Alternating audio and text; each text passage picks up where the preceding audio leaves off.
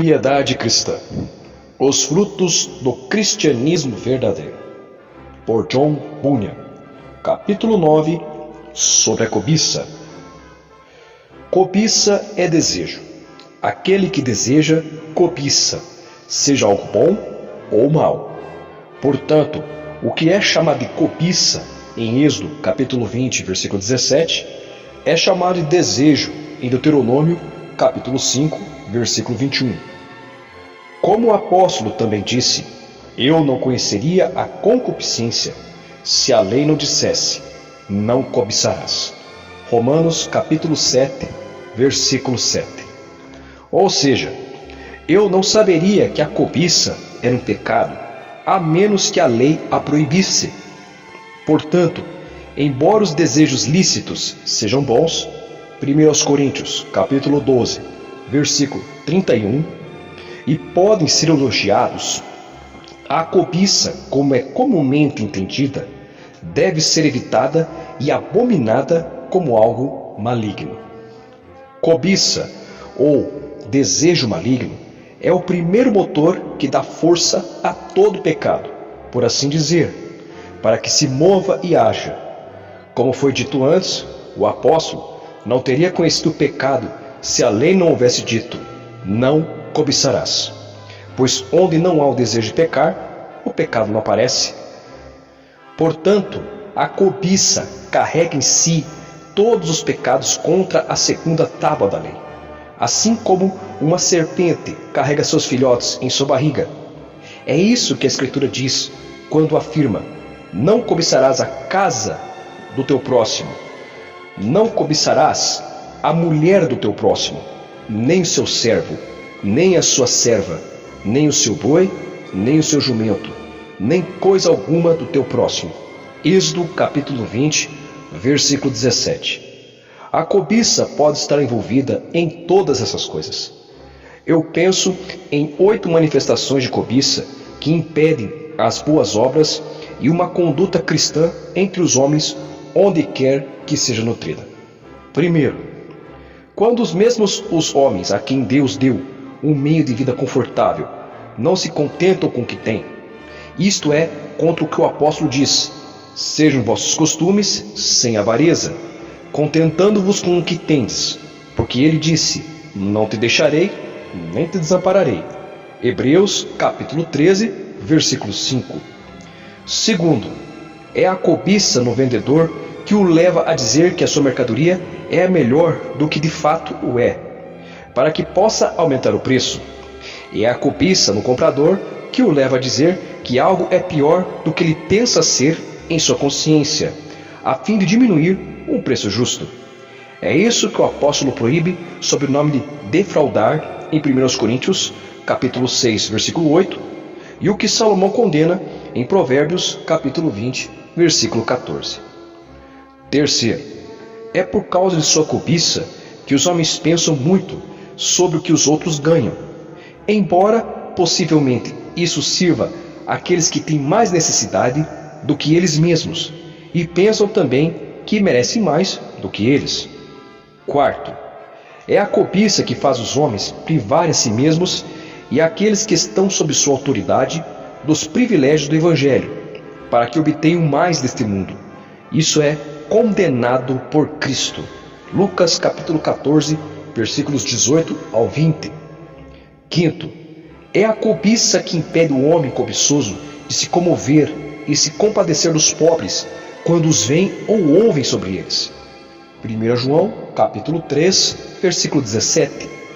Sexto, além disso, quando os homens estão convencidos de que é seu dever ajudar aqueles que têm necessidade, eles o adiam e, se não o esquecem, demoram e relutam em atender os necessitados. Isto é proibido pelo Espírito Santo. Não deixes de fazer bem a quem o merece, estando em tuas mãos a capacidade de fazê-lo. Isso é requerido de você em relação aos pobres, pelo mandamento de Deus, se eles tiverem necessidade daquilo que você tem disponível. Não digas ao teu próximo, vai e volta amanhã que te darei, se já o tens contigo. Provérbios, capítulo 3, versículos 27 e 28. Sétimo, Algo que também evidencia uma mente cobiçosa é quando os homens, havendo proposto inicialmente em suas mentes o que doar, depois buscam meios para diminuir e abaixar a quantia inicialmente proposta. Devemos considerar que o Espírito Santo diz: cada um contribua segundo propôs seu coração, não com tristeza ou por necessidade, porque Deus ama ao que dá com alegria. Segundo aos Coríntios, capítulo 9, versículo 7. Oitavo, e por fim, um coração imundo e ganancioso também é evidenciado quando um homem, depois de fazer algum bem, se arrepende e secretamente deseja que não tivesse feito, ou que, pelo menos, não tivesse feito na medida que o fez. Isso é se cansar de fazer o bem e tem em si dois males. Primeiro, estraga o trabalho realizado. E segundo, e se isso for alimentado no coração, o impede de agir assim novamente. Ao vil nunca mais se chamará liberal, e do avarento nunca mais se dirá que é generoso. Pois o liberal projeta coisas liberais, e pela liberalidade está em pé. Isaías capítulo 32, versículos 5 e 8.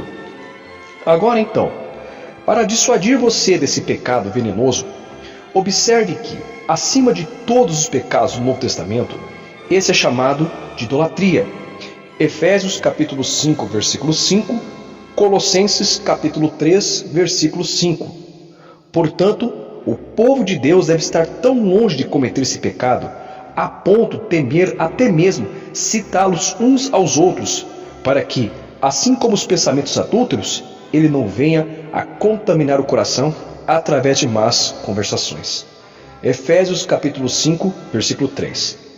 Pergunta: por que a cobiça é chamada de idolatria? Resposta: 1. Porque a cobiça envolve o coração do homem, de modo a levá-lo a se preocupar principalmente com coisas terrenas. Ela distorce o nosso amor, que deveria estar posto em Deus, e o coloca sobre pobres criaturas vãs.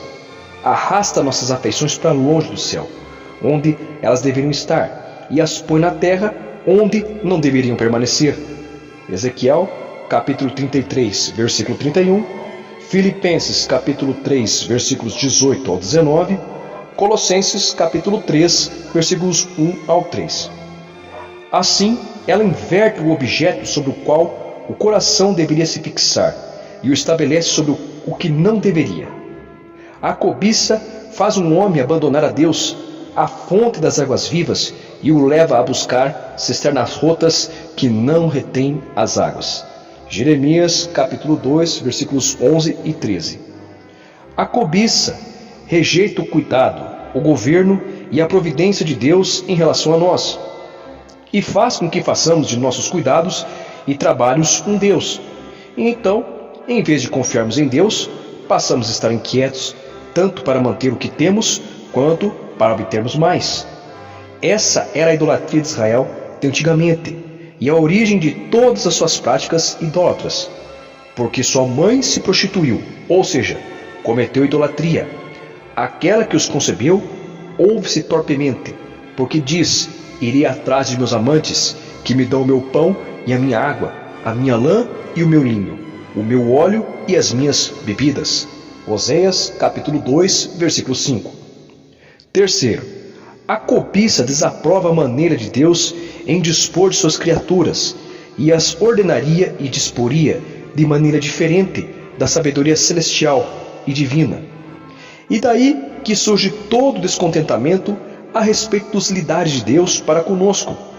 A cobiça nunca diz: é o Senhor, faça o que bem parecer aos seus olhos, mas está sempre levantando objeções, como um Deus contra tudo que vai contra a sua vontade. A cobiça é aquilo que, como um Deus, afasta o coração e a alma do verdadeiro Deus e do seu Filho Jesus Cristo. Retirou-se triste porque possuía muitas propriedades. Mateus capítulo 19, versículos 16 ao 22. Aquilo que toma o coração, que rejeita a providência de Deus e que gostaria de ordenar e dispor as coisas de modo contrário ao de Deus e que, além disso, rompe a comunhão com Deus, é idolatria. E a cobiça faz tudo isso, porque o ímpio gloria-se do desejo da sua alma. Bendiz ao avarento e renuncia ao Senhor. Salmos 10, verso 3. Ora, o caminho para remediar essa doença é aprender a lição que Paulo aprendeu, ou seja, já aprendi a contentar-me com o que tenho. Filipenses, capítulo 4, versículo 11. Amém.